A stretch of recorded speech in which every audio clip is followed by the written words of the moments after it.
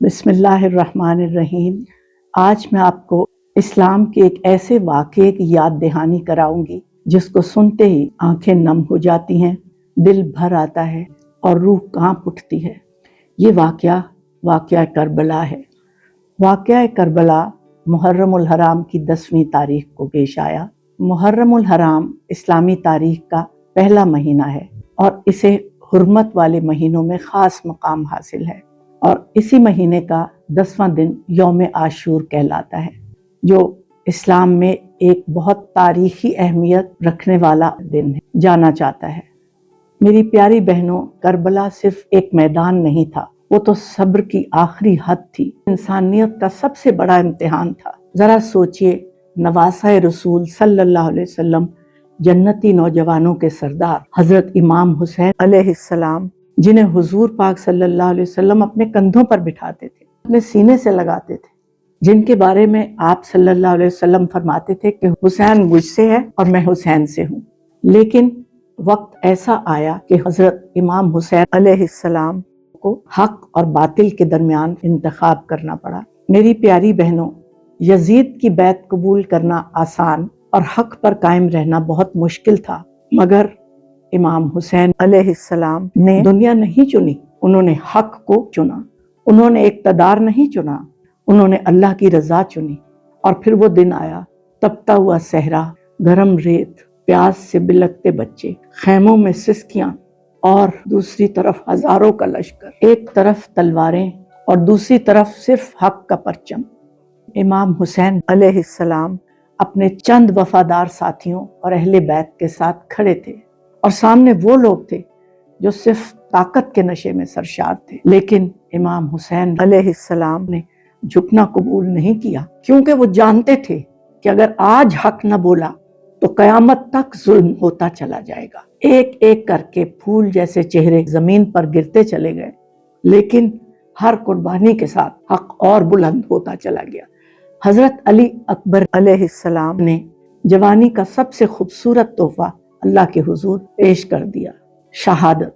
حضرت قاسم علیہ السلام کا مسکراتے ہوئے میدان میں جانا، حضرت عباس علیہ السلام کا پانی کے باوجود وفا کا دامن نہ چھوڑنا، اور پھر وہ آخری لمحہ جب امام حسین علیہ السلام سجدے میں گئے تو زمین نے بھی یہ صبر شاید پہلی بار دیکھا تھا۔ وہ سجدہ صرف ایک انسان کا نہیں، وہ سجدہ یہ اعلان تھا کہ حق کبھی نہیں مر سکتا۔ میری پیاری بہنوں، اس دن کی قربانیوں کا ذرا تصور کیجئے کہ فرات کا پانی سامنے موجود ہے، لیکن آپ صلی اللہ علیہ وسلم کے نواسوں کے پاس ایک قطرہ تک نہیں پہنچنے دیا گیا۔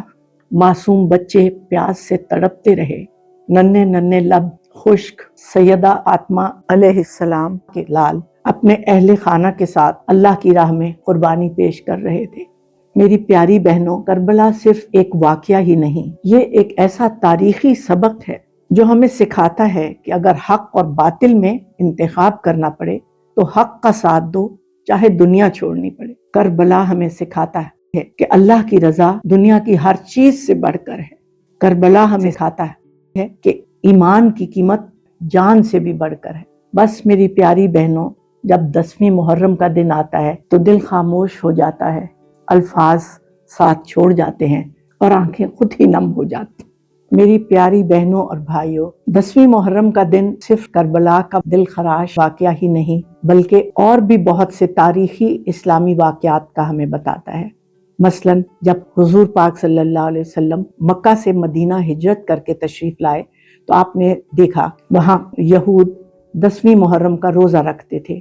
جب آپ نے وجہ پوچھی تو بتایا کہ یہ وہ دن ہے کہ جب اللہ تعالیٰ نے حضرت موسیٰ علیہ السلام اور بنی اسرائیل کو فرعون سے نجات دی تھی، اس کے شکرانے میں حضرت موسیٰ علیہ السلام نے روزہ رکھا تھا۔ اور میری پیاری بہنوں، اس روزے کی فضیلت کیا بتاؤں کہ نبی صلی اللہ علیہ وسلم نے فرمایا، مسلم کی حدیث کے مطابق، کہ عاشورہ کا روزہ گزشتہ 1 سال کے گناہوں کا کفارہ ہے۔ میری پیاری بہنوں، ماہ محرم کو بعض تاریخی واقعات کی وجہ سے بھی بہت اہمیت حاصل ہے۔ حضرت نوح علیہ السلام کی کشتی 6 ماہ چلنے کے بعد اس ماہ میں کوہ جودی پر اتری۔ और जैसा कि मैंने बताया 10वीं मुहर्रम को फिरौन दरिया में गर्क और हजरत मूसा अलैहिस्सलाम की कौम को गुलामी से आजादी मिली। आमुल फील का मशहूर वाकया भी इस माह में पेश आया, जिसमें अब्रहा हाथियों के लश्कर को लेकर खाना काबा को गिराने के लिए आया था, मगर अल्लाह ताला ने उसको भुस बना दिया और अपने घर को महफूज रखा। मेरी प्यारी बहनों, चूंकि ये मुहर्रमुल हराम हमारे नए साल का पहला महीना है, इसलिए हमें ये अहद करना चाहिए कि हम इस साल में अल्लाह की नाफरमानी नहीं करेंगे और अल्लाह की हुदूद को पामाल नहीं करेंगे, और ये नया साल जिस मुक़द्दस महीने में शुरू हो रहा है उसकी हुर्मत का खास ख्याल रखेंगे। आइए हम दुआ करते हैं कि अल्लाह ताला हमें अहले बैत अतहार की सच्ची मोहब्बत अता फरमाए, उनके नक्श कदम पर चलने की तौफीक अता फरमाए और हमें हक पर साबित कदम रखे। मेरी प्यारी बहनों, ये वाक़या करबला हमें सबक देता है कि हक पर कायम रहना, सब्र करना और जुल्म के सामने डट जाना ही ईमान की रूह है। यौम आशूर हमें ये भी सिखाता है उम्मत में इत्तेहाद और इत्तेफाक को फरोग दिया जाए। आखिर में मेरी दुआ है कि अल्लाह ताला हम सबको अहले बैत रसूल सल्लल्लाहु अलैहि वसल्लम से मोहब्बत और एहतराम के साथ उनकी सीरत से सबक लेने की तौफीक अता फरमाए। आमीन सुम आमीन। अपना बहुत ख्याल रखिएगा। अल्लाह आप सबका निगहबान हो। अल्लाह हाफिज।